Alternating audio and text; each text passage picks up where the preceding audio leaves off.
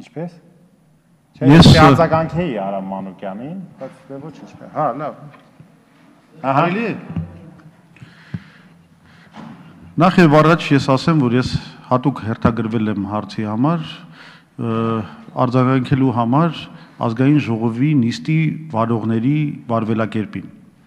Ես կոչ կանեի ազգային ժողովի նիստերի վարողներին, մասնավորապես Գալուստ Սահակյանին, որ նրանք չչարաշահեն նիստը վարողի իրենց լիազորությունը։ Մենք այստեղ падգամավորներ ենք, մենք ունենք մեր օրենքով տրված եւ համայնությամբ տրված լիազորություններ հարցեր տալու կառավարությանը կամ զեկուցողներին եւ ստանալ պատասխանները։ Մինչդեռ Գալուստ Սահակյանը չարաշահելով նիստը վարողի իր լիազորությունները, սկզբից կառավարությանը ըստ էության հրամայեց չպատասխանել իմ հարցին,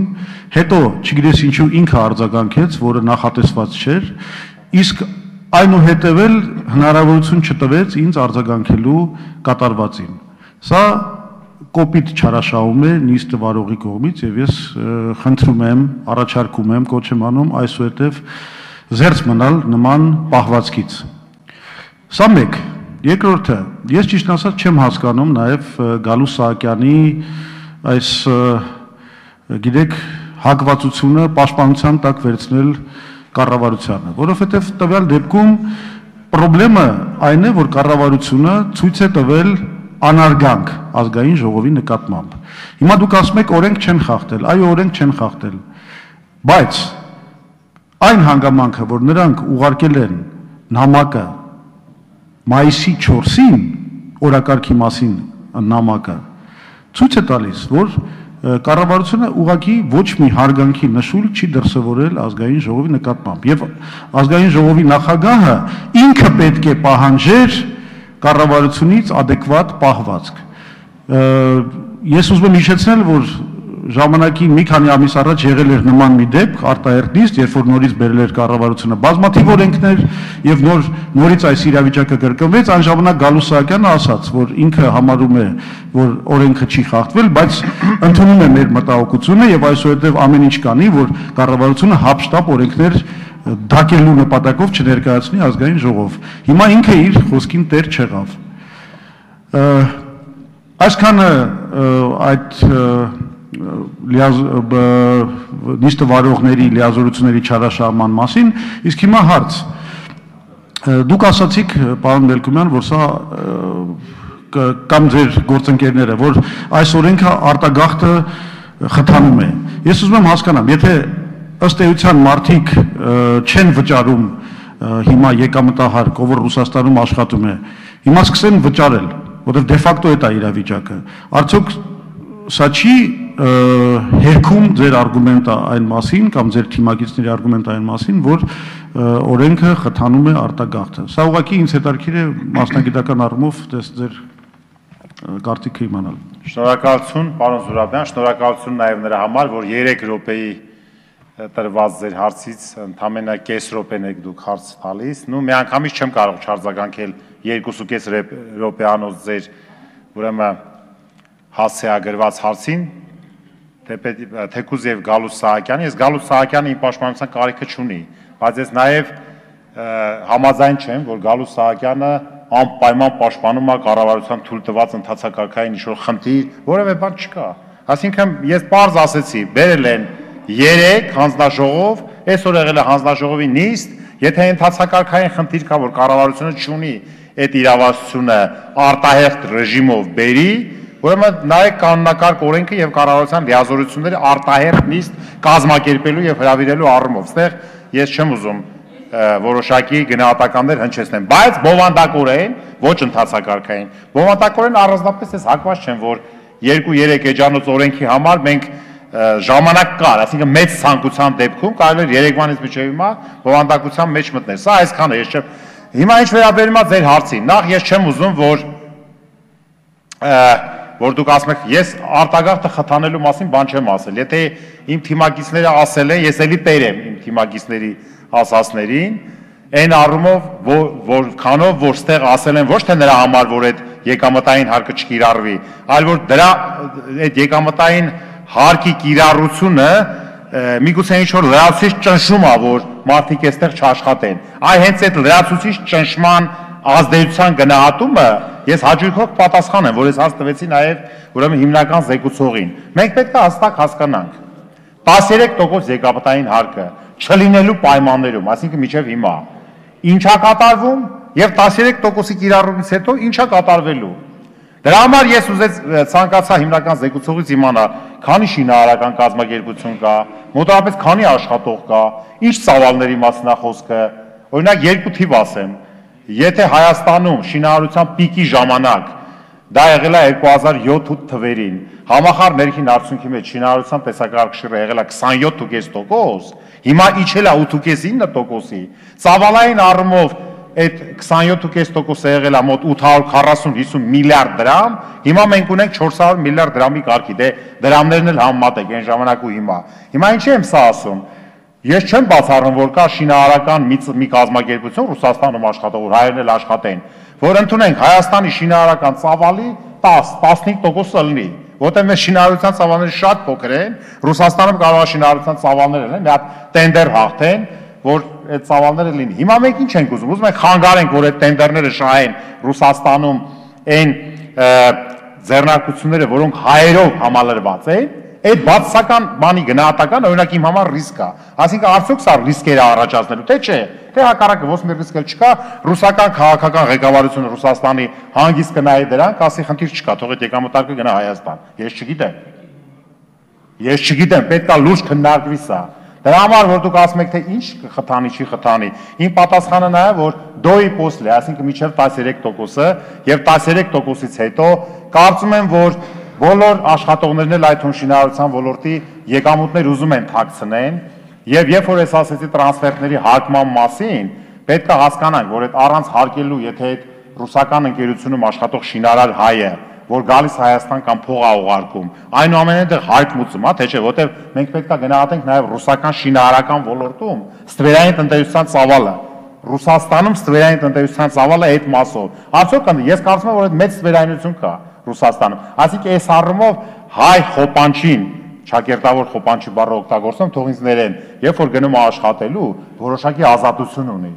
Հիմա եթե սրա կիրառությունը բերելու է սահմանափակումների, թեպետ եւ Հայաստանի Հանրապետության բյուջեի համար դրական նպատակներով, ես այնքան էլ կողմ չեմ, պետք է գնահատենք այդ ռիսկերը։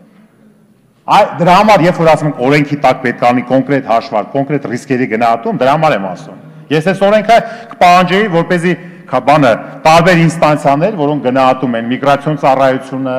բարդ բան չի, որպեսզի գնահատեն, տեսնեք այդ եկամուտների կառուցվածքը որակական ինչպիսին է եւ այդ եկամտային հարկը կիրառելու դեպքում ինչ մենք կստանանք։ Բայց ես հասկանում եմ, որ կառավարությունը նաեւ մյուս թեզն եմ ասում, ուզում է մեծածախ ձևով գանձի, չէ՞ որ նրանք ոչ են գնալու սուբյեկտ առ սուբյեկտ։ Հարկային գործակալը շինարարական կազմակերպությունն է։ Այսինքն այստեղ հանդես է գալի Հայաստանի Հանրապետության ֆինանսների նախարարություն եւ շինարարական կազմակերպություն հարաբերությունները։ Ինչ ենք մենք ստանալու։ Ինչ ենք մենք ստանալու։ Այս սա է, որ ես ռիսկերի ուղղակի ուզեցի ներկայացնեմ ձեզ, որ միջև այդ ամբողջական տեղեկատվությունը չունենանք, ես չեմ կարող ասել դրա ապագան ոնց է լինելու։ Արձագանքի համար Լևոն Զուրաբյան։ Այդ տեսնում եք, պարոն Մելքումյան, դուք կներեք ձեր պատասխանում հակասեցիք ինքներդ ձեզ։ Բացատրեմ ինչու։ Մի կողմից դուք պնդում եք եւ իրավացիորեն պնդում եք, որ շատ լուրջ գործոններ կան ուսումնասիրելու, քննարկելու, բարձելու համար, թե ինչ էֆեկտներ կունենա այս օրենքի գործադրումը։ Եվ դուք ասում եք, որ այս հարցը պետք է շատ լուրջ ուսումնասիրվի։ Մյուս կողմից դուք ձեր խոսքում ասացիք, որ փոքր օրենք է, շատ օր պետք չի դա անցալելու եւ դիրքորոշում ունենալու համար։ Այս երկու պնդումները իրար կներեք հակասում են։ Եվ ես համաձայն եմ ձեր առաջի պնդման հետ, առաջի մոտեցման հետ, որ իսկապես այս օրենքի գործարկման էֆեկտները պետք է լրջորեն հաշվարկվեն։ Իսկապես ես այս պահին չունեմ միանշանակ մոտեցում, ինչքանով սա լավ առաջարկ է, ինչքանով վատ։ Սա իսկապես քննարկման կարիք ունի, բայց դրա համար մենք նաև կարիք ունենք մեր տնտեսագիտական թիմի հետ խորհրդակցելու։ Մի հարց միայն, դուք կարող եք բացատրել ինչի 5-շաբթի օրը կառավարությունը չի հրապարակել այս օրակարգը։ Ուրեմն ինչի՞ չի հրապարակել այդ հարցը կտակ կառավարությանը, ես չեմ պատրաստվում կառավարության փոխարեն պատասխանել, 1, երկրորդ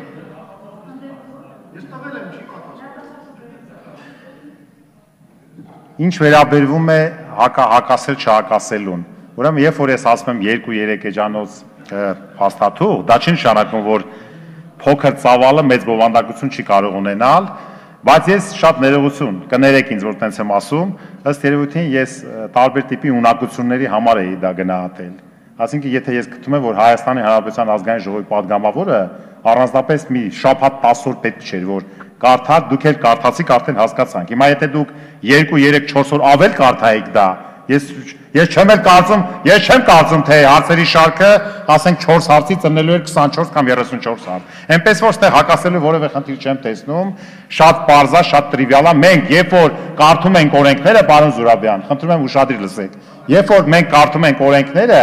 մենք հենվում ենք մեր եղած գիտելիքների վրա, ոչ թե կարդում ենք ընթացքում գիտելիքներ ենք ստանում։ Էնպես որ առանձնապես մեծ խնդրեմ չեմ տեսնում եւ մեծ հակասություններ չեմ տեսնում։ Այսքանն է։ Ավարտեցիք։ Այո։ Շնորհակալություն։ Ես ուզում եմ արձագանքել եւս մեկ անգամ, որովհետեւ անկեղծ ասեմ, որ որևէ կանոնակարգը չարաշահելու կամ խախտում անելու դեպք ազգային ժողովի ղեկավարության կողմից համարում եմ բացարձակ անընդունելի եւ չեմ նկատում Ձեր խոսքի մեջ պարոն Զուրաբյան հենց նման մեղադրանքեր պարոն Սահակյանի հասցեին, որ կանոնակարգը չարաշահվում է եւ падգամավորների իրավունքները,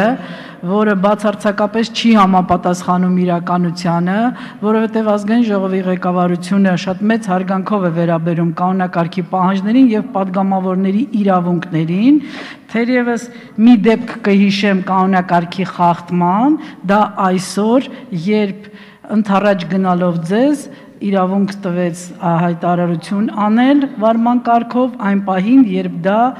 սահմանված չէր համապատասխաննակարգի համապատասխան կետով, որևէ այլ խախտումների մասին կարծում եմ խոսակցություն այստեղ չունենք մենք։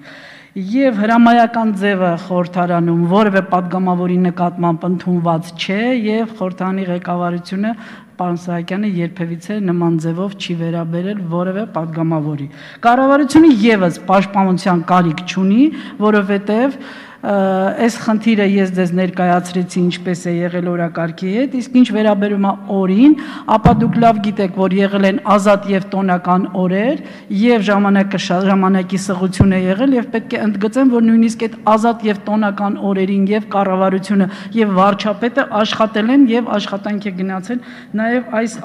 օրենագծերի վրա։ Ես պարզապես կկիսեմ պարոն Մելքումյանի կարծիքը այն մասին, որ փաստորեն այս օրենքի հետ կապված փաստարկներ, պրետենզիաներ չկան, բայց կա ցանկություն անպայման քննադատելու եւ դրա համար մեկ այլ թեմա է ընտրված։ Ներող եղեք, խնդրում եմ անցնենք հաջորդ հարցին, պարոն